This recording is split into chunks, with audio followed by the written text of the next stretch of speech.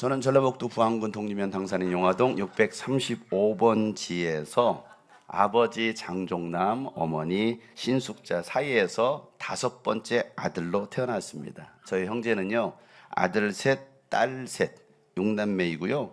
할머니와 함께 9 식구가 살았습니다. 몇 년 전에 할머니께서 돌아가셨는데 형제들은 다 지금은 결혼해서 아들, 딸 낳고 곳곳에서 살아가고 있습니다. 명절이나 특별한 일들, 집안 일이 있을 때는요, 흩어졌던 그 가족들이 함께 모여서 그 모임들을 갖고 있습니다. 자, 아빠, 엄마 사랑해요 하면 돼요. 아빠 엄마 사랑해요. 어떻게? 이렇게 보면서 이렇게 하지, 이렇게 하지. 역시 해야지. 시작해야지. 자, 이제 시작. 사랑해요 하면 되지. 이렇게 사랑이 하지 말아요. 엄마 아빠 하면 거기서 사랑해요 해. 시작 이렇게 하고 있잖아. 시작 엄마 아빠 사랑해요. 고마워. 아빠 장난해.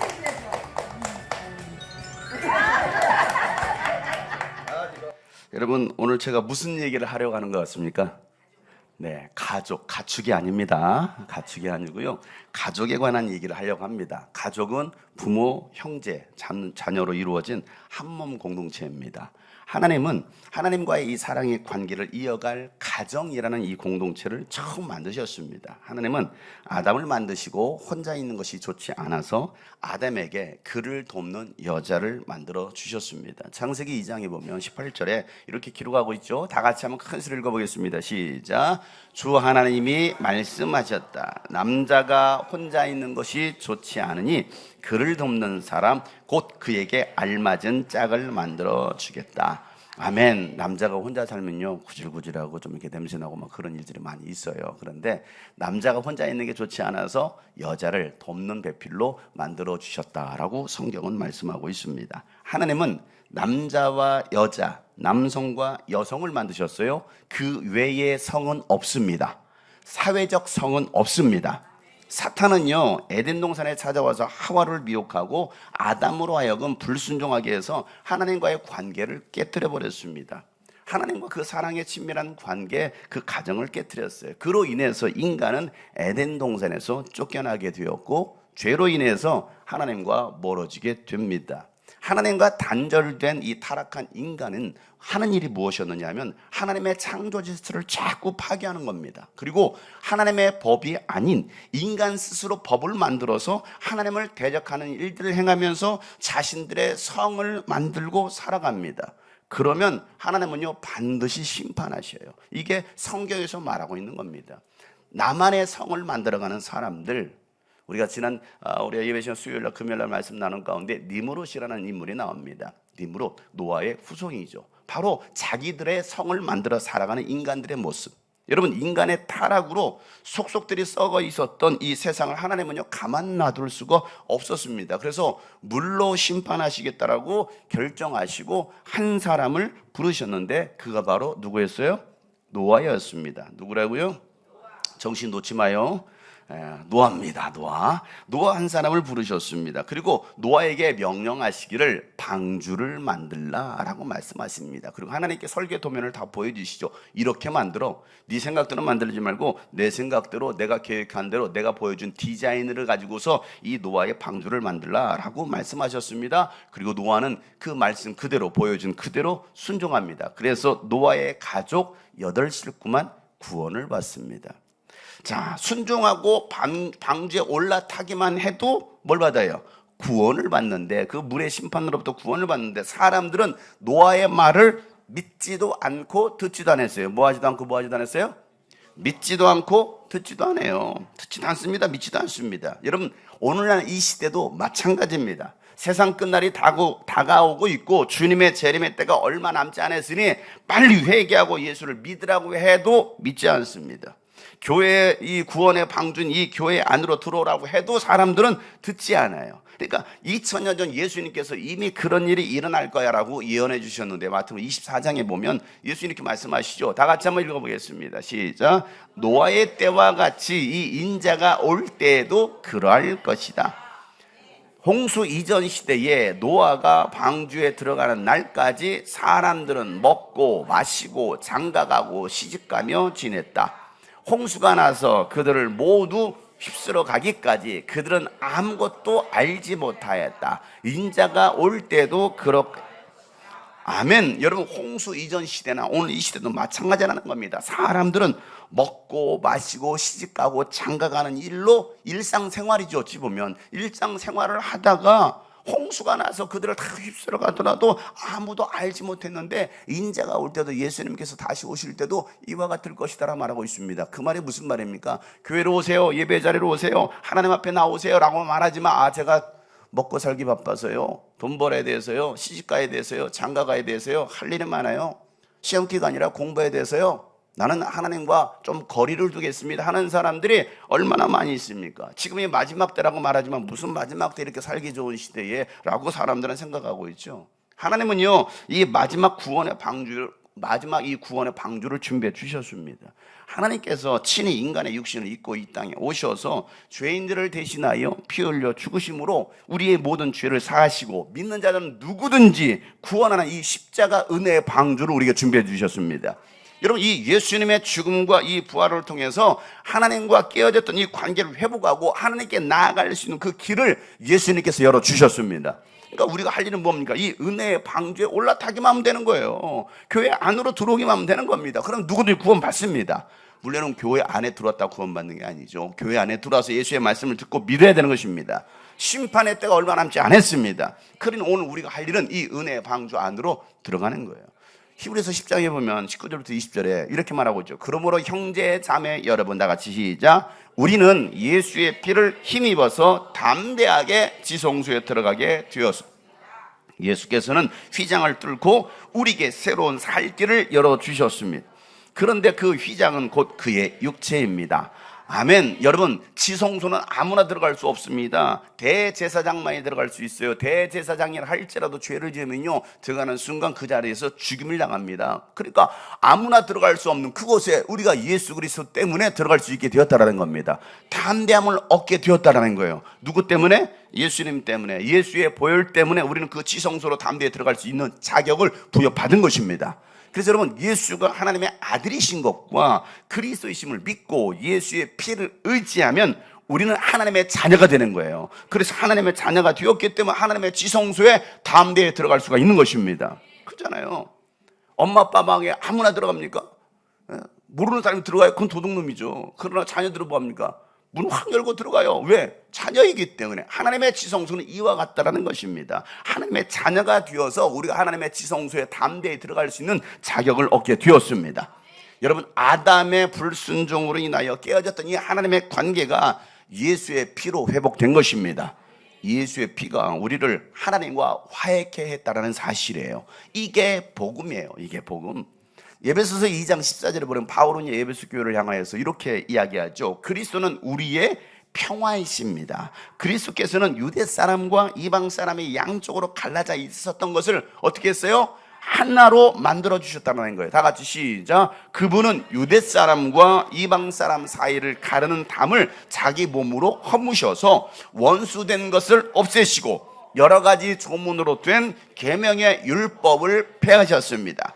그분은 이 둘을 자기 안에서 하나의 새 사람으로 만들어서 평화를 이루시고 원수된 것을 십자가로 소멸하시고 이 둘을 한 몸으로 만드셔서 하나님과 화해시키셨습니다. 아멘. 예수께서 십자가에서 피 흘려 죽으심으로 우리를 깨어졌던 하나님과의 관계를 화해시켜 주셨다는 거예요. 그래서 예수님은 평화이시다. 예수님은 샬롬의 주체가 되신다는 거예요. 예수님은 평화가 없는 세상에 평화를 주시려고 이 땅에 오셨습니다.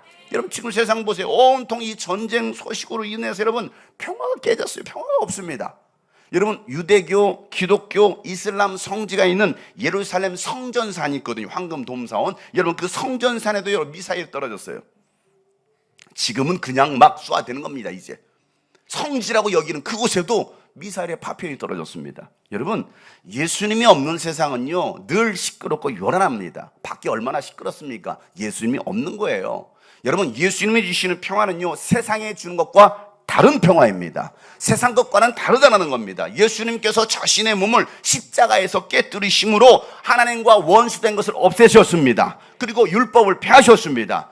예수 안에서 하나의 새 사람으로 예수께서 만들어주셔서 평화를 이루셨다는 것입니다. 그래서 여러분, 죄로 인하여 깨어졌던 이 하나님과의 관계가 회복된 것만 아니라 우리에게 또한 화해케 하는 직분을 우리에게 주심을 여러분 기억하시길 바랍니다. 바울은요, 고린도 교회 성도들을 이렇게 설교하죠. 고린도후서 5장에 보면 18절에 나같이 한번 읽어보겠습니다. 시작. 이 모든 것은 하나님에게서 났습니다. 하나님께서는 그리스도를 내세우셔서 우리를 자기와 화해하게 하시고 우리에게 화해의 직분을, 아멘, 예수 그리스도를 우리 앞에 내세우심으로 말 하나님과 깨어졌던 그 관계를 화해시켜 주셨다는, 화해해야지. 그리고 그뿐만 아니라 우리에게도 이 화해의 직분을 맡겨 주셨다는 거예요. 여러분, 화해케 하는 직분이 뭐가 있을까요? 바로 제사장들입니다. 대제사장에만 있었던 이 권한, 이 귀한 권한을 누구에게 주셨어요? 오늘 우리에게 주신 거예요. 여러분, 택함 받은 레위 지파만이 할 수 있었던 이 귀한 직분을 저와 여러분에게 주셨습니다. 여러분, 그래 우리가 그 하나님의 사랑을 깨닫고 이제는 그 하나님의 사랑을 알지 못하고 마귀에게 사로잡혀 살아가는 그 사람들을 하나님께로 인도하여 깨어진 관계를 회복해야 하는, 여러분, 화해케 하는 직분을 저와 여러분에게 주신 걸 믿으시길 바랍니다. 그래서 베드로전서 2장 9절에 보면 베드로가 이렇게 말을 하죠. 그러므로 여러분, 택하심을 입은 족속이요 왕과 같은 제사장들이요 거룩한 민족이요 하나님의 소유가 된 백성입니다. 다 같이 시작. 그래서 여러분을 어둠에서 불러내어 자기의 놀라운 빛 가운데로 인도하신 분의 업적을 여러분이 선포하는 것입니다. 아멘. 내가 누구냐, 나의 정체성, 이걸 알아야 돼요. 교회를 다니면서도 내가 누구인지를 전혀 깨닫지 못하는 사람이 있습니다. 내가 누구냐 이거예요. 내가 누구냐. 옆에 사람, 당신은 누구이십니까? 물어봅시다. 또 이렇게 말할까요? 제가 누구인지를 아십니까? 여러분, 내가 누구인지를 알아야죠. 내가 누군데, 장용성? 그럼 어쩌란 말이에요. 내가 누구냐고요. 내가 목사야, 장로야, 뭐 집사야, 그래서 어쩌라고요. 아니에요. 여러분 누구라고? 여러분은 제사장입니다. 아멘. 여러분은 택함 받은 족속입니다. 여러분은 왕과 같은 제사장입니다. 따라서 나는 제사장이다. 근데 어떤 제사장이에요? 왕과 같은 제사장. 왕처럼 품위 있게 좀 어깨 좀 펴보시고, 자, 옆에 사람, 내가 바로 왕과 같은 제사장이요, 한마디 해주세요. 내시 같은 사람이 있어요. 내시 같은 티 내지 말고 내가 바로 왕과 같은 제사장이요, 뭔가 권위 있게 위험 있게 한번 해보세요. 시작. 예, 여전히 내시가 2명이 앉아 있었어요. 하나님은요, 여러분을 택하셨습니다. 그리고 왕과 같은 제사장으로 삼아 주셨습니다. 우리는 하나님의 소유, 하나님의 사람이 되었다라는 겁니다. 여러분, 아무것도 아닌 우리들을, 죄인인 우리를 왜 어둠에서 불러내셨습니까? 오늘 베드로는 말하죠. 하나님의 살아계심과 전지전능하심을 선포하라고 우리를 불러주셨습니다. 우리를 택하여 주셨습니다. 그래서 여러분, 이런 왕과 같은 제사장들이 모인 곳이 어디예요? 바로 교회라는 거예요. 우리는요, 우리가 예수 앞에 나오기 전에는 모두가 어둠에 사로잡혀 살고 허물과 죄로 죽었던 자들입니다. 그런데 이제는 예수님 때문에 예수 그리스도로 말미암아 하나님의 자녀가 되었고 제사장이 되었습니다. 이게 얼마나 감사한 일입니까? 내가 무엇이라고, 내가 그런 자격도 가지지 않은 사람인데 그렇게 왕과 같은 제사장 삼아 주셔서 이제는 예수 그리스도 안에서 한 형제요 자매가 되었다는 겁니다. 우리가 잘 알고 있는 암송구절이죠. 요한복음 1장 12절 말씀에, 그러므로 그를 맞아들이는 사람들, 곧 예수의 이름을 믿는 사람들에게는 뭐가 돼요? 하나님의 자녀가 되는 특권을 주셨다는 겁니다. 영접하는 자, 곧 그 이름을 믿는 자들에게 하나님의 자녀가 되는 권세를 주셨으니, 여러분, 이 제사장 직분도 특권인데 그보다 더 큰 특권이 무엇이냐? 하나님의 자녀가 되었다는 거예요. 내가 제사장이지만 제사장보다 더 귀한, 더 존귀한 특권, 하나님의 자녀. 여러분은 하나님의 자녀가 되었습니다. 옆에 사람 다시 알려주세요. 당신은 하나님의 자녀이십니다. 여러분, 하나님의 자녀란 말이 무슨 말입니까? 하나님은 왕이시면 우리가 왕자요 공주예요. 왕자병에 걸리고 공주병에 걸린 사람들이 간혹가다 있는데 이런 왕자병, 공주병이 걸린 게 아니고 나는 뭐라고요? 왕자요, 공주다. 옆에서 알려주세요. 제가 바로 얘기하세요. 내가 누구예요? 예, 왕과 함께 사는 남자, 왕과 함께 사는 여자. 그래요, 왕자와 공주가 되었다는 겁니다. 오늘 베드로가 바로 이와 같이 말하고 있습니다. 너희들은 왕과 같은 제사장이라는 거예요. 하나님의 자녀는 무슨 말일까요? 내가 하나님의 자녀가 되었다는 것은요, 하나님의 수준으로 살아갈 수 있는 사람이 되었다는 겁니다. 하나님 수준으로 생각하고 능력을 행하고 살아갈 수 있는 사람, 예수님과 같은 형제 자매가 되었다라는 거예요. 그래서 하나님의 자녀들은 하나님의 말씀에 순종하며 살아갑니다. 왜? 자녀가 되었기 때문에. 예수님의 사역은요, 대부분 갈릴리 지역에서 이루어졌습니다. 수많은 병든 자들을 고치고 귀신을 쫓아내주고 또 오병이어의 기적을 일으키면서 하나님 나라의 복음을 전파했습니다. 대부분의 3분의 2 사역이 이 갈릴리 지역에서 이루어졌는데, 많은 사람들이 예수님을 따릅니다. 예수님이 행하셨던 그 기적도 보고 예수님 말씀을 들으면서. 그런데 정작 예수의 가족들은, 육신의 가족들은 예수가 미쳤다라고 생각합니다. 예수가 미쳤다라는 소문을 듣고 소식을 듣고 예수님을 붙잡으려고 찾아 나섭니다. 오늘 마가복음 3장 21절에 보면 이렇게 기록되어 있어요. 다 같이 한번 읽어보겠습니다. 시작. 예수의 가족들이 예수가 미쳤다는 소문을 듣고서 그를 붙잡으러 나섰다. 아멘. 보세요. 예수가 미쳤다라는 소식을 들었다고요. 뭐요? 우리 아들이 미쳤다고? 우리 형님이 미쳤다고? 이거요. 미쳤어. 우리 용성이가 미쳤어? 미쳤다라는 소식을 듣고 예수를 붙잡으려고. 여러분, 가장 가까이 함께 산 가족들이 누구를 안 믿어요? 예수를 안 믿어요.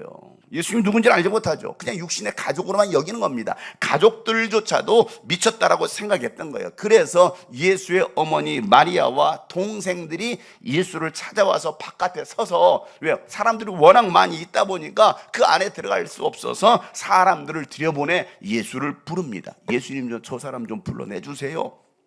누구신가요? 내가 바로 예수의 어머니 마리아요. 제가 바로 그 예수의 동생입니다 하면서 불러냈습니다. 그래서 예수의 그 주위에 둘러 앉아있던 무리들이 예수님께 말합니다. 예수님, 선생님, 당신의 어머니와 당신의 동생들이 와서, 형제들이 와서 찾고 있습니다 라고 말합니다. 밖에서 찾고 있다는 것이죠. 그러자 예수님께서 하셨던 말씀, 누가 나의 형제요, 자매요, 어머니인가? 라고 하면서 굉장히 중요한 말씀을 하십니다. 자, 뭐라고 말씀하신 오늘 본문의 35절이죠. 다 같이 크게 읽겠습니다. 시작. 누구든지 하나님의 뜻을 행하는 사람이 곧 내 형제요, 자매요. 아멘. 누가 내 형제요, 자매요, 어머니인가 생각해봐라. 밖에 육신의 부모, 여러분, 육신의 가족이 아니라 하나님의 뜻을 행하는 사람들이 진짜 가족이고 영적인 가족이라고 말씀하시는 겁니다. 여러분, 영적으로 연결되어 있지 않으면 육신의 가족이라 할지라도, 나와 함께 피부치 가족이라 할지라도 진짜 가족이 아니라는 거예요. 왜? 죽으면 갈라설 건데, 나눠질 건데. 교회는요, 하나님의 뜻을 행하는 사람들의 모임입니다. 여러분, 영적인 가족들이 모인 곳이 바로 교회입니다. 예수님께서 세우시고자 하셨던 교회는 가족 같은 교회가 아니라 하나님 나라 하늘 가족 교회인 것입니다. 이게 예수님께서 세우시고자 하셨던 교회였습니다. 이런 보험회사, 이런 보험 들어보셨나요? 우리 교회도 보험회사 우리 직원들 있죠. 보험회사는 이렇게 광고합니다. 고객님을 호갱인지 모르겠지만 고객님을 가족처럼 모시겠습니다. 이런 광고를 하죠. 그 말이 무슨 말입니까? 가족처럼, 가족은 아니지만 가족 비스무리하게 섬기겠습니다. 이렇게 광고를 합니다. 여러분, 그래서 보험 계약할 때는요, 얼마나 저한테도 보험 계약하러 저랑 얼마나 많이 오는지 몰라. 얼마나 친절하게 막 모든 걸 다 해줄 것처럼 막 그렇게 합니다. 자, 그렇게 보험 계약을 했어요. 자, 그래 정말 사고가 났네. 뭔가 병이 발생했네. 그래서 이 보험 처리할 때는 어떻게 됩니까? 싹 돌변합니다. 보험을 처리할 때는요, 약관에 의하면, 뭐에 의하면? 약관에 의하면. 그래서 정확히 따지면서 절대 회사가 손해보지 않으려고 합니다. 여러분, 고객이 진짜 가족이라면 약관 다 무시하고 그 이상으로 지급해 주려고 하지 않겠어요? 왜? 고객이 아니라 가족이기 때문에. 그러나 가족이 아니에요. 가족처럼 계약서를 쓴 겁니다. 낚였죠? 가족 같은 교회는요, 좋을 때는 함께 합니다. 가족 같아. 야, 우리 분위기 얼마나 좋냐? 가족 같잖아. 그런데 갈등이 생기고 위기가 찾아오면 뭐합니까? 그때부터는 돌변합니다. 가족이 아닙니다. 떠납니다. 돌을 들어 죽이려고 합니다. 그러나 여러분, 하나님 가족 교회는요, 위기가 올 때 더 연합합니다. 서로를 더 보듬습니다. 상호 책임을 지러 갑니다. 왜요? 가족이기 때문에 그래요. 가족이기 때문에. 지금 저희 부모님들이 계속 아프시고 응급실 가시고 계속 병원에, 아버지도 전주 병원에, 또 어머니 또 안산 병원으로 옮겨가지고 계속 양쪽에서 병원에 지금 거의 한 달 이상 이렇게 계십니다. 그러다 보니까 자식들이 지금도 계속 돌봐요. 응급실에 가가지고 수시로 가가지고 오전에 새벽에는 누가 있고 낮에는 누가 있고 저녁에는 누가 있고 막 그렇게 하고 있습니다. 저도 왔다 갔다 하고 있어요. 보세요. 왜 그래요? 남남이라면 굳이 아유 그래 안 됐네 하고 말 거예요. 그런데 뭐 하기 때문에? 가족이기 때문에, 내 형제 내 부모이기 때문에 뭐합니까? 수시로 찾아보고 수시로 관심 갖지 않겠습니까? 가족이니까 그래요. 가족이니까. 가족 같은 교회는요, 고객 관리하듯이 교인들을 관리합니다. 그래서 교회도 보면 등록카드를 내지만 이 등록카드에는요 VVIP 성도가 있고요, 그냥 일반 성도가 있어요. 여러분은 어떤 성도인가요? 여러분 오성규 목사님에게 VVIP 성도인가요? 그냥 성도인가요? 모르시죠? 그렇게 불가한다는 거예요.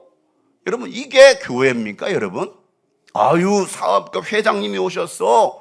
아유 VVIP 성도님이시지. 잘 받들어 잘 섬겨야 돼. 저분 교회 옮기면 안 돼. 저분 교회 안 나가면 안 돼. 철저히 더 관리해야 돼. 여러분 이게 뭡니까? 이게 교회일까요? 교회 아니죠. 기업을 운영하는 겁니다. 가난한 자가 봤어요? 거들떠보지도 않아. 그냥 불쌍히 여기는 거예요. 불쌍히 여겨. 왜? 가난한 사람이니까, 힘없는 사람이니까. 교회입니까? 아니죠. 하늘 가족 교회는요, 교인을 책임집니다. 여러분 예수님처럼 끝까지 사랑합니다.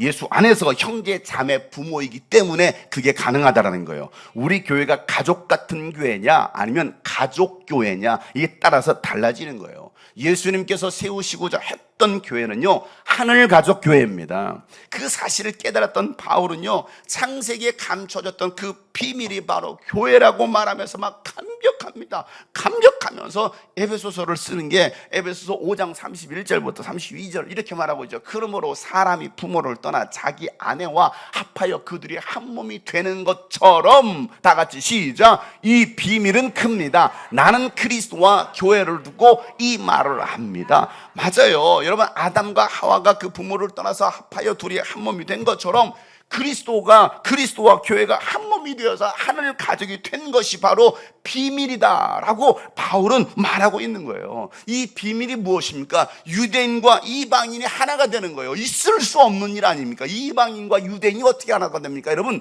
남한과 북한이 하나가 될 수 있어요? 절대 하나가 될 수 없습니다. 여러분 왜? 이념이 달라요. 여러분 색깔이 다릅니다. 우리는 통일을 주장하고 있습니다. 통일돼야 되겠죠. 그러나 여러분 지금 이 순간에는요 절대 하나가 될 수, 정치적으로 경제로 절대 하나가 될 수 없습니다. 그런 구조라고요. 그런데 남한과 북한이 하나가 되래. 여러분 일본과 우리나라가 하나가 될 수 있어요?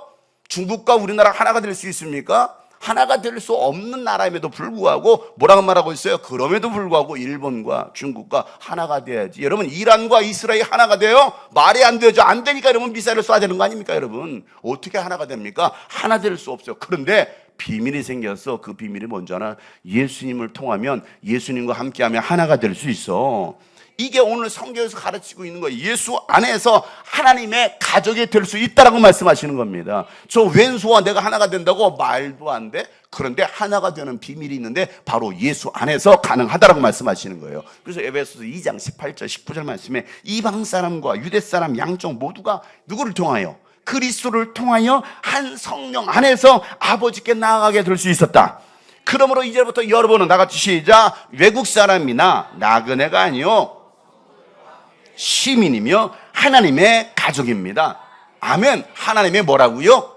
가족이라는 거예요. 누구 안에서? 예수 안에서. 누구를 통하여? 성령을 통하여 우리가 하나님 나라의 가족이 되었다는 겁니다. 여러분 대통령이나 구급 공무원이나 노숙자나 누구든지 이 예수 안에, 교회 안에 들어오면 하나님의 가족이 되는 것입니다. 우리 대통령님 오셨습니까? 아니라 하나님의 가족, 형제님 오셨어요? 자매님 오셨습니까? 라는 것이죠. 제가 군대 갔을 때, 공군부대 갔을 때 첫 주일 예배를 드리러 갔습니다. 갔는데 거기에 누구 오시는 저희 대대장님도 오시고, 대대장님이 집사님이셨는데 대대장님이 오신 거예요. 여러분, 헌병대였거든요. 헌병대 대대장님 오셨습니다. 저는 1인병입니다.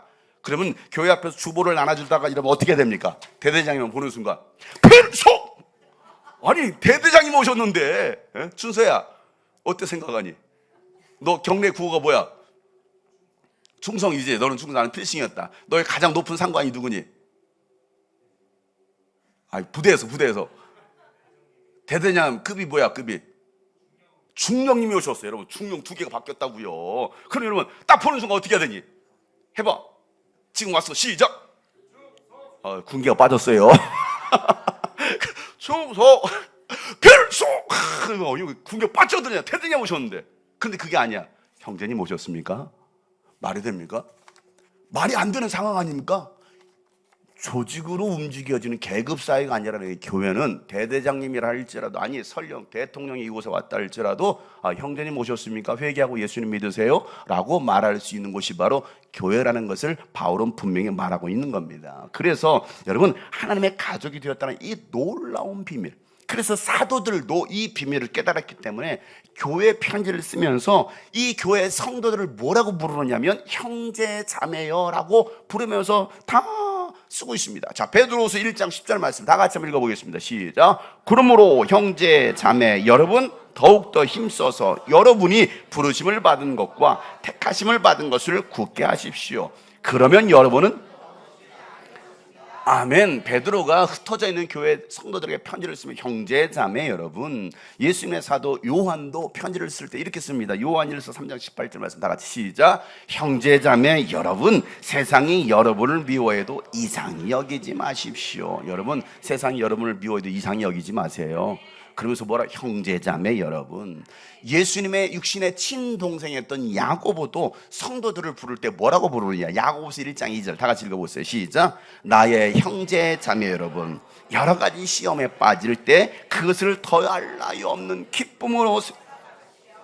아니 보세요, 사도들도 예수님의 형제였던 야고보도 뭐라고 부르고 있어요? 집사님, 권사님, 장로님이 아니라 뭐라고 부르고 있다고요? 형제자매 여러분. 바울은요 모든 서신서에서 성도들을 뭐라고 부르는지 아십니까? 형제자매 여러분이 부릅니다. 고린도전서 1장 10절 말씀이죠. 다 같이 한번 시작. 그런데 형제자매 여러분, 나는 우리 주 예수 그리스도의 이름으로 여러분에게 권면합니다. 여러분은 모두 같은 말을 하며 여러분 가운데 분열이 없도록 하며 같은 마음과 같은 생각으로 뭉치십시오. 아멘. 골로새 교회 편지를 쓸 때도 이렇게 씁니다. 다 같이 한번 시작. 하나님의 뜻으로 그리스도 예수의 사도가 된 나 바울과 형제인 디모데가, 아멘. 데살로니가 교회 편지를 쓸 때 이렇게 쓰죠. 다 같이 한번 시작. 하나님의 사랑을 받은 형제 자매 여러분, 우리는 하나님께서 여러분을 택하여 주셨음을 알고. 아멘. 자, 바울 서신에서 전부 다 뭐라고 부르고 있어요? 형제 자매 여러분이라고 쓰고 있습니다. 부활하신 예수님이요 마리에게 나타나셔서 마리아에게 이 부활 소식을 제자들에게 전하라고 말씀하시면서 제자들을 부르는 호칭이 이렇게 써 있습니다. 요한복음 20장 17절 말씀 다 같이 시작. 예수께서 마리아에게 말씀하셨다. 내게 손을 대지 말아라. 내가 아직 아버지께로 올라가지 않았다. 이제 내 형제들에게로 가서 이르기를, 내가 나의 아버지 곧 너희의 아버지 나의 하나님 곧 너희의 하나님께로 올라간다고 말하여라. 아멘. 여러분, 이 말씀에는 굉장히 중요한 이게 나옵니다. 예수님은 제자들을 뭐라고 부르고 있어요? 내 형제들이라고 말씀하십니다. 그리고 나의 아버지 곧 나의 아버지가 곧 너희의 아버지다라고 말씀하고 있어요. 예수님의 아버지가 누구였어요? 하나님 아버지였잖아요. 그 하나님 아버지가 누구의 아버지다? 너의 아버지다라고 호적을 정리해 주십니다. 그죠? 아니 예수님이 따져 보니까 예수님의 아버지가 너희의 아버지래. 그러면 예수님이 우리의 큰 형님이시네, 우리의 큰 오빠시네. 맞아요? 들려요? 맞잖아요. 자, 예수님 뭐라고 불러요? 큰 형님. 자매들은 뭐라고 불러요? 큰 오빠. 여러분의 큰 오빠가 누구예요? 예수님이라고. 여러분, 교회에서 나의 형제들이라고 말씀하시면서 교회에서 형제 자매라고 부르는 것이 이상한 것이 아니라 지극히 성경적인 가르침이라는 거예요. 그런데 오늘날 이상해졌잖아요. 교회가 이상해졌지 않습니까? 여러분, 형제 자매는요, 이단이나 청년들이 부르는 호칭으로 사람들이 생각하고 있어요. 형제 자매라 부르면 이단이래. 여러분, 형제 자매라고 부르면 이단이면 예수님도 이단이고 바울도 이단이고 다 이단이에요, 성경에. 그렇잖아요.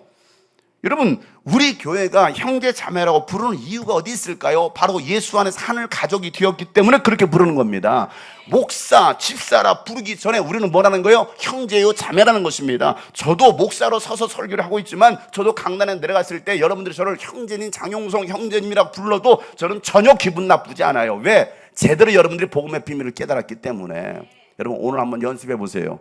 이단 내려갔을 때 목사님 하지 말고 형제님 해보세요. 그럼 제가 기분 나빠. 다른데 나를 목사님이라 불러준 대로 가야지 그럴까요? 그럼 또라이죠. 또라이요. 장로님, 권사님, 집사 안 불러주면 기분 나쁩니까? 그게 신앙입니까? 성경을 압니까? 성경을 모르는 거예요. 한국 교회가 그렇게 만들어놨지 않습니까? 누가 만들었을까요? 목사들이 만든 거예요. 계급화. 자기가 높임 받으려고 그러지 않습니까? 이게 무슨 교회입니까, 여러분? 성경에서는 전혀 그렇게 말하고 있지 않아요. 근데 오늘날 한국 교회가 이런 조직을 만들어 놓고 계급 사회를 만들어 버리지 않습니까? 이게 로마 카톨릭이에요. 로마 카톨릭. 교회는 죄인들이 모인 곳이기 때문에 허물도 있고 약함도 있습니다. 각자 살아온 배경이 다 다릅니다. 성품도 다 다르잖아요. 그러니까 서로 잘 맞을까요, 안 맞을까요? 당연히 안 맞죠. 같이 사는 부부도 잘 안 맞는데 생각해 보세요. 형제 자매는 여러분 가족끼리는 잘 맞습니까? 잘 안 맞아요. 그잖아요. 그래도 예수 안에서 형제 자매 하늘 가족이 되었기 때문에 서로 사랑하는 것이고 허물도 덮어주고 서로 책임져 주는 거예요. 성령 안에서 서로 맞춰가려고 하는 것입니다. 이게 교회라는 거예요. 교회. 교회가 안 맞아. 안 맞죠. 여러분, 남남으로 살다가 남녀가 만나서 결혼을 하게 되면 한 몸이 되고 서로 맞춰가며 살아가는 거 아닙니까? 결혼하게 사랑해 당신밖에 없어. 그러다가 이러면 당신밖에 없어. 그냥 밖으로 내보내버리죠. 그죠? 다 밖으로 보내. 왜 안 맞아? 왜 이렇게 안 맞아? 그러잖아요. 안 맞아요. 부부도 안 맞습니다. 처음에는요, 뭐합니까? 어색하지만 양가 부모님과 인사할 때도 굉장히 어색합니다. 양가 형제들과 인사할 때도 마찬가지입니다. 어색합니다. 그러나 이제는 결혼하니까 어떻게 됐어요? 내 부모와 형제라고 여기면서 섬기면서 살아가는 거 아닙니까? 어색했는데 이제는 뭐예요? 그 어색함을 내려놓고 맞춰가 사는 거예요. 그런데 또 다 잘 맞습니까? 안 맞아요. 그래도 안 맞아. 언제까지 안 맞을까요? 죽을 때까지 안 맞아. 죽을 때까지. 그래도 가족으로 연결되었기 때문에 뭐합니까? 이해하려고 하고 섬기려고 하고 사랑하려고 하는 거죠. 이게 육신의 가족인 것처럼 영적인 가족도 마찬가지라는 겁니다. 육신의 가족도 다 마음이 안 맞아서 형제 자매들끼리 싸우고 말이에요. 부모님과도 싸우지 않습니까? 육신의 가족처럼 여러분 교회에서도 서로 싸우라는 얘기가 아닙니다, 여러분. 그러니까 오늘 말씀 잘 들었지? 우리 한판 붙자. 네가 죽든지 내가 죽든지 한번 해보자. 이게 아닙니다. 우리 가족끼리 싸우니까 교회도 싸우는 거 당연한 거야, 여러분. 그걸 당연하게 여기지 마시고요. 우리는 뭐 하는 거예요? 맞춰가는 겁니다. 서로 사랑하는 것입니다. 여러분, 성숙하지 못하고 덮음지 못하고 사랑하지 못하니까 뭐 하는 거예요? 자꾸 싸우려고 하는 거 아닙니까? 내 것 하다 보니까. 육신의 가족과 영적인 가족이 다른 것은 뭐예요? 성령 충만하면 서로 사랑합니다. 서로 용서하고 나보다도 남을 더 낫게 여깁니다. 그래서 바울은요, 빌립보서 2장에 보면 빌립보 교회 성도들이 이렇게 말하죠. 여러분은 같은 생각을 품고 같은 사랑을 가지고 뜻을 합하십시오. 한 마음이 되어서 나의 마음을 좀 기쁘게 해주십시오 라고 말하고 있습니다. 다 같이 시작. 무슨 일을 하든지 경쟁심이나 허영으로 하지 말고 겸손한 마음으로 하고 자기보다 서로 남을 낫게 여기십시오. 아멘. 나보다도 남을 더 낫게 여기라는 겁니다. 이렇게 하고 있지 않다면 보세요. 요 말씀처럼 하고 있지 않다면 내가 성령 충만함이 없구나. 내가 사랑이 식었구나. 내가 예수님을 더 닮지 못했구나 하고서 회개하시고 바꾸시면 되는 거예요. 자, 옆에 사람 보고 이렇게 알려주겠습니다. 말하겠습니다. 당신이 저보다 훨씬 낫습니다. 또 앞뒤로 당신이 저보다 훨씬 낫습니다. 맞아요. 훨씬 낫습니다. 내가 못하는 거 저 사람이 할 수 있잖아요. 그렇잖아요. 제가 못하는 거, 여러분, 제가 못하는 거 오 목사님 하시고, 오 목사님 못하는 거 제가 서로 같이 하는 거, 이게 바로 뭐 윈윈하는 것이죠. 다시 한번 옆에 사람, 당신 때문에 제가 살맛이 납니다. 빨리 뒤에 현서한테도 해주세요. 현서 혼자 앉아 있으니까 아무도 멀뚱멀뚱 있잖아. 다시 한번, 은서야, 빨리 현서 언니겠지? 언니겠지? 예. 언니야. 언니한테 잘 보여. 네가 키가 크다고 네가 언니가 아니야. 예? 빨리 언니한테 언니 때문에 내가 더 살맛이 나요. 한마디 해줘 빨리. 상견례했습니다. 굉장히 어색하죠. 굉장히 어색해. 맞아요. 어색하지만 뭡니까? 서로 친해지려고 하고 교회 안에서도 우리 교회에서 서로 아직까지 말 한마디 섞어보지 않은 사람이 있을걸요? 회개하셔야 돼요. 회개하셔야 돼. 아직까지 이름을 못하는 모르신 분들이 계셔요. 회개하셔야 돼요. 회개하셔야 돼.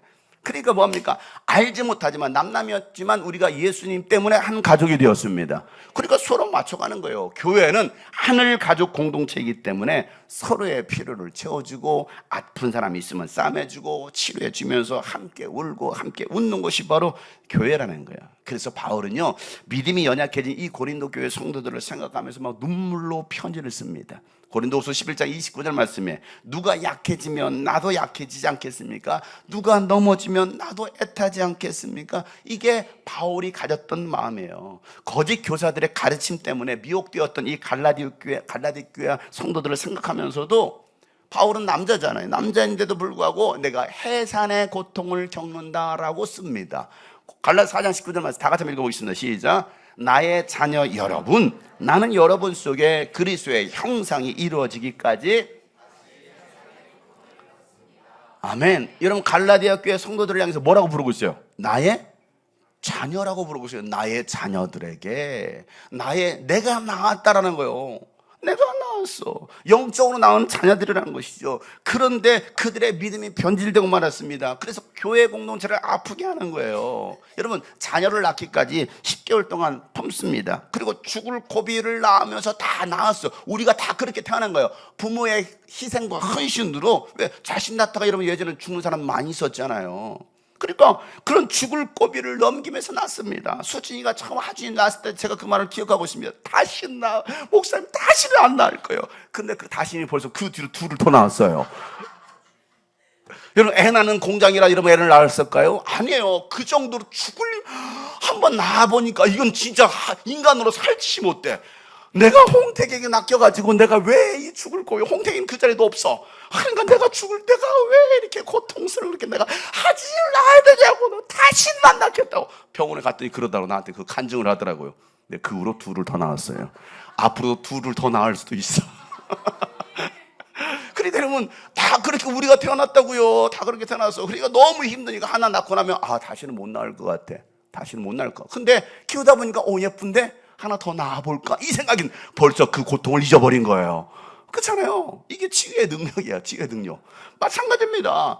그렇게 자식을 낳았다가 한 영혼을 세우기가 얼마나 어렵습니까? 그렇게 낳은 자식을 사랑과 섬김으로 키웠는데 사춘기라고 대들고 눈 부릅뜨고 하기 싫다고 짜증났다고 왜 나만 그러냐고 왜 나만 힘들어야 되냐고 하면서 막 짜증내고 불순종하고 타락하고 변질되어서 이 부모의 가슴에 못을 박는 일만 한다면 수진이 마음이 어떨까요? 생각해 보세요. 울어요. 맨날 와서 목사님 울어요. 홍태기 때문에 울어요. 자식 여러분 보세요. 그렇게 자식이 내 마음대로 잘 안 되네. 바울은요 그런 성도들을 그리스도의 형상이 이루어지기까지 내가 또다시 해산의 고통을 겪는다라고 말하고 있어요. 그렇게 힘들게 복음 전에서 나왔는데 변질됐네, 타락했네, 교회를 떠나버리네, 교회를 나오지 않네. 그럴 때 여러분 얼마나 고통스러울까요? 그래서 그 영혼을 다시 세우겠다라고 해산의 고통을 겪는다라고 고백합니다. 이게 여러분 목사의 마음이에요. 여러분 목회자의 소원이 무엇일까? 여러분들의 맛있는 거 사주고 그거 좋죠. 좋아요. 여러분 그게 목회자의 소원일까요? 아니에요. 목사는요 목사가 아닙니다. 생각해 보세요. 예수를 닮아가 살아가는 것을 보는 것이 목회자의 기쁨입니다. 그게 목회자들의 자랑 아니겠습니까? 목회자가 뭘 얘기하겠습니까? 여러분 성도들을. 그래서 바울은요 눈물로 편지를 쓰는 거예요. 왜? 성도들을 사랑하기 때문에. 그래서 몹시 괴로워하면서 걱정하는 마음으로 막 눈물을 흘면서 고린도 교회가 너무 많이 타락하고 변질되었기 때문에 이렇게 편지를 쓰죠. 나는 몹시 괴로워하며 걱정하는 마음으로 많은 눈물을 흘리면서 여러분에게 고린도 전서를 썼습니다. 이거요. 고린도전서를. 그러나 그것은 여러분의 마음을 아프게 하려고 한 것이 아니라 여러분을 내가 얼마나 극진히 사랑하고 있는지를 알려주려고 내가 그렇게 힘들지만 때로는 막 호통을 치면서 책망하며 설교를 했습니다라고 말하고 있는 거예요. 제가 여러분한테 막 소리 지르면서 스트레스 풀려고 여러분한테 막 소리 지를까요? 아니요. 저는 분노핑이 아닙니다, 여러분. 분노핑이 돼가지고 막 미친 또라이죠, 그러면. 아니에요. 왜? 안타까우니까. 그렇게 되면 안 되잖아. 그렇게 가면 안 되잖아. 그러니까 안타까운 마음에 소리도 지르고 눈물도 흘리는 거. 바울이 그랬습니다. 바울에게는요, 믿음의 동역자들이 많이 있었습니다. 바울을 위해서 목숨을 아까워하지 않고 생명의 위험을 무릅쓰고 바울을 도왔던 브리스길라와 아굴라 부부가 있었고요. 바울도 자신의 목숨까지 내어줄 정도로 사랑했던 성도들도 있었습니다. 이게 어떻게 가능했을까요? 예수님 때문에. 영적인 사랑이 아니고서는요, 이루어질 수 없는 관계라는 겁니다. 여러분, 주님께서 꿈꾸신 교회, 주님의 꿈꾸신 교회는요, 예수의 사랑으로 한 성령 안에서 하늘 가족 공동체가 된 곳입니다. 남녀노소 사는 모습은 다 달라도 이곳 주양한 주님의 꿈꾸신 교회 공동체로 우리를 불러주셨습니다. 그냥 어쩌다 보니까 여기 온 게 아니라 주님께서 여러분을 불러주셨다는 거예요. 그래서 특별한 사람들로 알맞게 짜맞춰 주셨습니다. 그리고 우리 모두는 뭐한 사람들이에요? 특별한 사람들이에요. 특이한 사람이 아니고요, 특별하다고. 옆에 사람 오면서 형제 자매님은 특별합니다. 하나님의 최고의 작품입니다. 그래요. 특별한 존재들. 초대교회는요, 예수 그리스도로 하늘 가족이 된 교회이기 때문에 주인 되심을 인정하며 자신의 모든 것을 주께 드려서 이 공동체의 필요를 채웠습니다.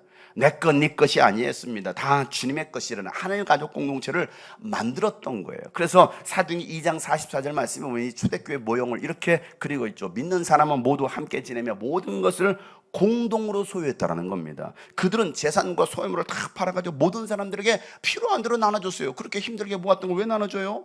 그리고 날마다 한 마음으로 성전에 열심히 모이고 집집이 돌아가면서 목장물을 하면서 빵을 떼고 순전한 마음으로 기쁨으로 음식을 나눠 먹고 하나님을 찬양했다는 겁니다. 그래서 그들은 모든 사람들에게 뭘 샀어요? 호감을 샀습니다. 그러자 주님께서 구원받는 사람들을 날마다 더해 주셨다는 겁니다.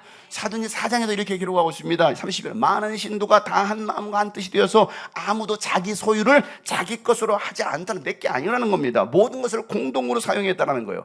그러자 사도들은요, 큰 능력으로 주 예수의 부활을 증거했고 사람들은 모두가 큰 은혜를 받았습니다. 그들 가운데 가난한 사람이 단 한 사람도 없었다는 거예요. 교회 성도들 안에. 땅이나 집을 가진 사람들은 뭐합니까? 그것을 팔아가지고 그 판 돈을 가져다가 누구들의? 사도들의 발 앞에 갖다 놓고 사도들이 각 사람의 필요를 따라 그것을 나눠줬다는 거. 이게 초대교회의 모습이었습니다. 여러분, 사도들이 헌금을 강요하면서 가르친 것이 아니었습니다. 여러분, 헌금하세요. 이게 아니었습니다, 여러분. 자발적인 거였어요. 예수를 알고 나니까, 예수를 진짜 만나고 나니까 내가 돈을 어떻게 써야 될지를 알게 된 거였어요. 나의 소유가 아니라 이것이 다 주님의 것이었구나를 깨닫게 된 겁니다. 여러분, 마케도니아 교회 성도들은요, 환난의 시련을 겪으면서도 기뻐합니다. 그리고 극심한 가난 가운데서도요, 넉넉한 마음으로 베풀기를 지나도록, 힘에 지나도록 자원했다는 거예요. 막 섬기는 일에. 나는 없는데, 나는 제대로 못 받지 못하는데 오히려 섬기는 건 더 열심히 하다는 거예요. 그리고 성도들을 구제하는 일을 갖다가 특권이라고 생각하면서 그 일에 동참해 시켜달라고 막 간청까지. 목사님, 제가 도울 일이 뭐가 있을까요? 제가 어떻게 헌신할까요? 여러분, 누가 시켜서가 아니라 자발적인 헌신이었다라는 거예요. 고린도후서 8장 1절부터 보면 이렇게 소개하죠. 형제자매 여러분, 우리는 하나님께서 마케도니아 여러 교회에 베풀어 주신 은혜를 여러분이 알리려 합니다. 그들은 큰 환난의 시련을 겪으면서도 기쁨이 넘치고 극심한 가난에 쪼들리면서 넉넉한 마음으로 남에게 베풀기를 좋아했고, 그들은 힘이 닿는 대로 구제했을 뿐만 아니라 오히려 힘에 진화도록 자원해서 했다는 겁니다. 그들은 성도들을 구제하는 특권에 동참해달라고 우리의 간청까지 했습니다. 그들은 우리가 기대한 이상으로, 기대한 이상, 여러분 기대한 이상으로, 제가 여러분을 기대한 이상으로 하나님의 뜻을 따라서 먼저 자신들을 주님께 바치고 우리에게 바쳤습니다. 여러분, 이게 마케도니아 교회 성도들이었습니다. 이렇게 소개하는 거예요. 제가 우리 주양한 주님이 꿈꾸신 교회 성도들을 생각할 때마다 가서 여러분 복음을 전하면서 전할 때는 뭘 자랑해야 될까요? 생각해 보세요. 그들 주머니에서 돈 나오기 힘들어요. 돈 빼기 힘들어요. 이렇게 여러분 제가 설교할까요? 간증할까요? 뭐라고 설교해야 될까요? 마케도니아 성도들은요, 하나님의 뜻을 따라 먼저 자신을 하나님께 바쳤고, 또 복음 사역을 감당하고 있는 이 바울과 동역자들에게도 바쳤다라고 말하고 있습니다. 이 모습이 초대교회 모습이었던 거예요. 여러분, 몇 년 전 한 교회가 신도시에 크게 제2호점을 건축했습니다. 그 교회 담임 목사는요, 부교육자들과 교인들에게 전도할 때 다음과 같은 주의사항을 전달합니다. 교회 인근에 있는 주공 아파트와 빌라를 먼저 전도하지 말 것. 우리가 전도할 아파트 지역은 참 푸르죠? 좋은 데 살아서 미안하다. 편한 세상, 헐스테이크, 아이돌파크, 이 자식아, 이런 아파트만을 먼저 공략하라. 왜? 주공과 빌라촌을 먼저 전도하면 그 사람들이 이 새로 건축한 제2호점에 그 사람들이 먼저 교회에 들어오면 부자 교인이 들어오지 못한다.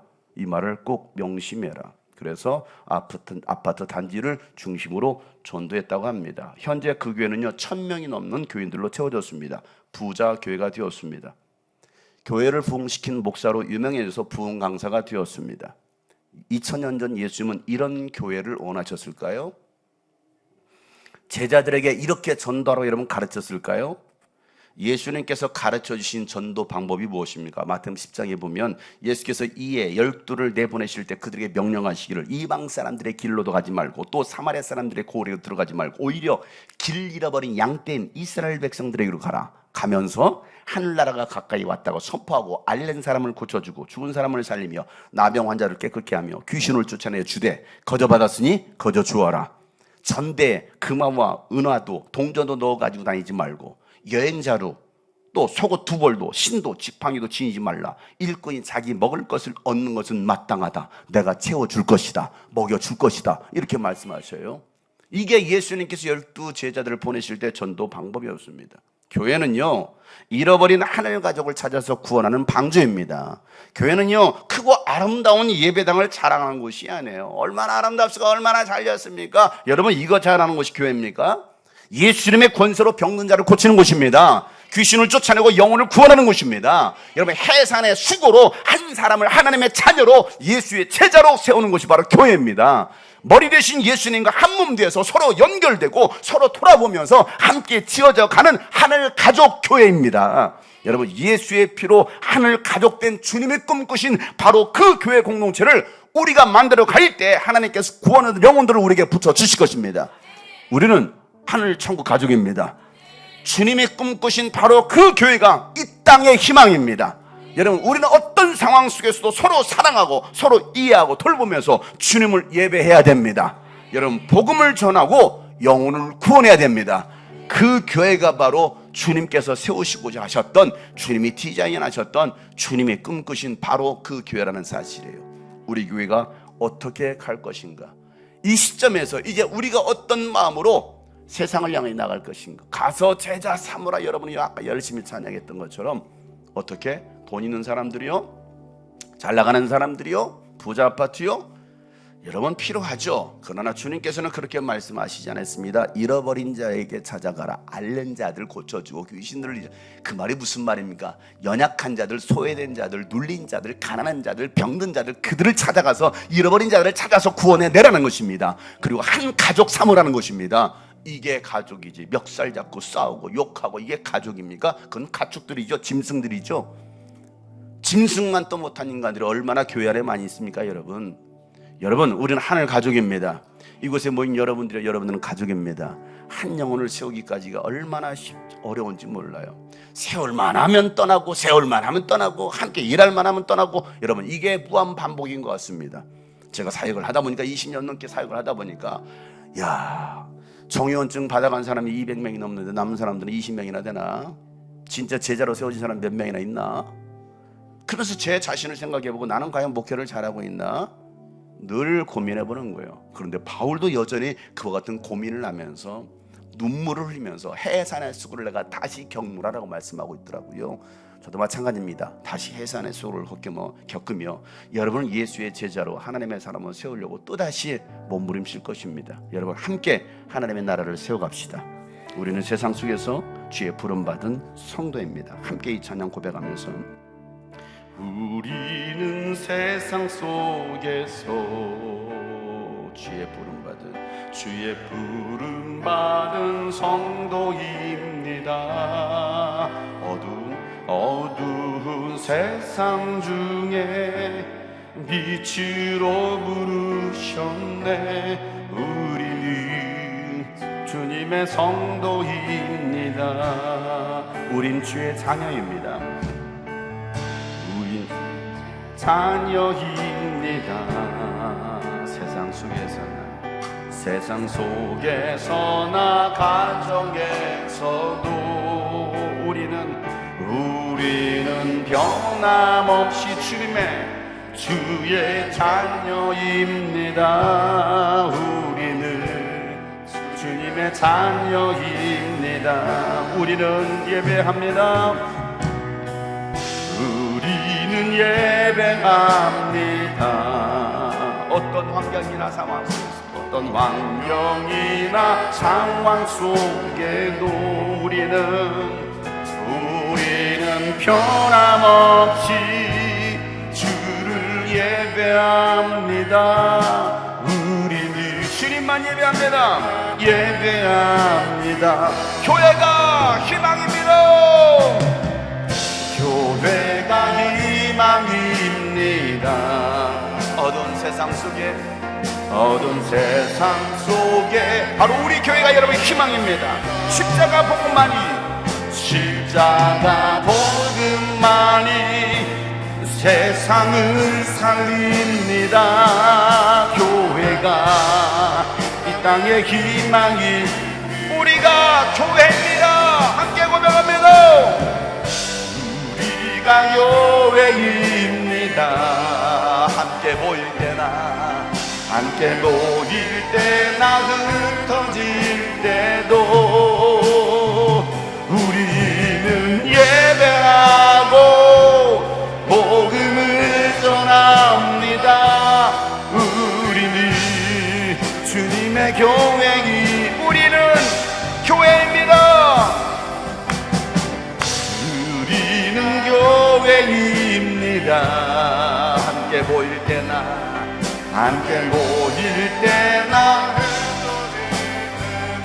우리는 예배합니다. 우리는 예배하고 복음을 전합니다. 자, 이번엔 옆에 사람 축복하고 손을 잡고 우리가 가족입니다. 우리가 가족입니다.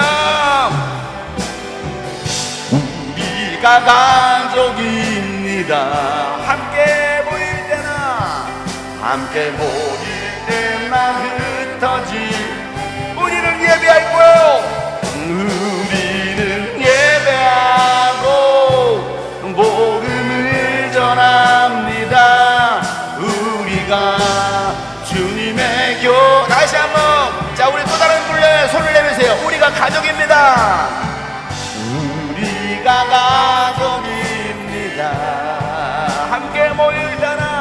함께 모일 때나 흩어질 때도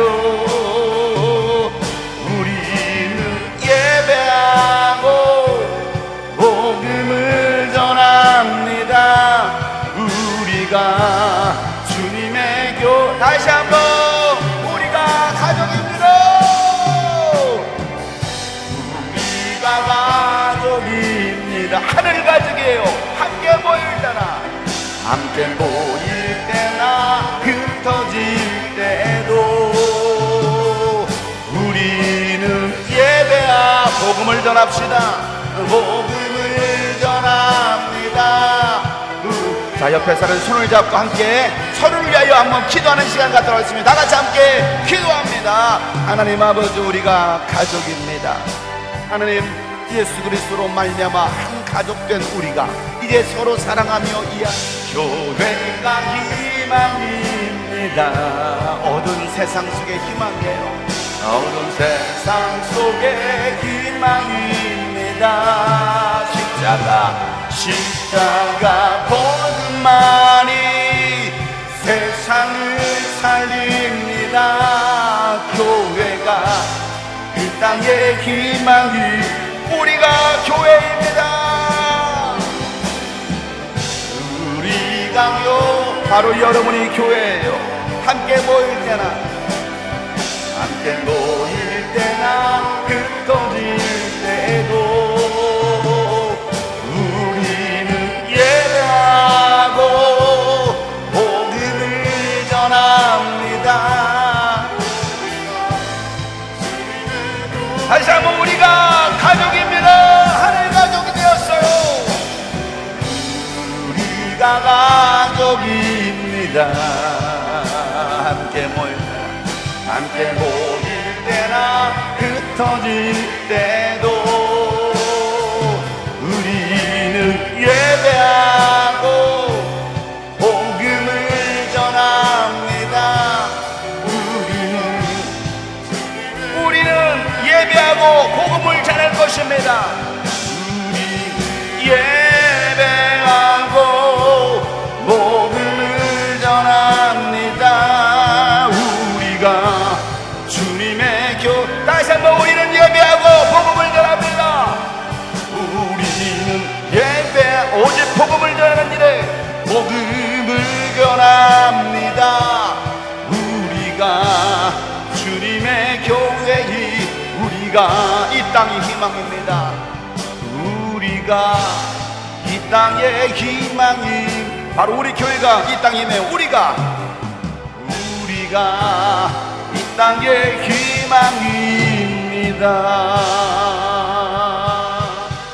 아멘. 하나님 아버지, 교회가 희망입니다. 하나님, 우리가 교회입니다. 하나님, 이제 영적 하나님 가족이 되었으니 서로를 돌보며 서로를 세워갈 수 있는 귀한 주의 자녀들로 하나님 세워주시고 죄들을 통하여 정말 많은 영혼들이 주께로 돌아오며 구원받게 하여 주시옵소서.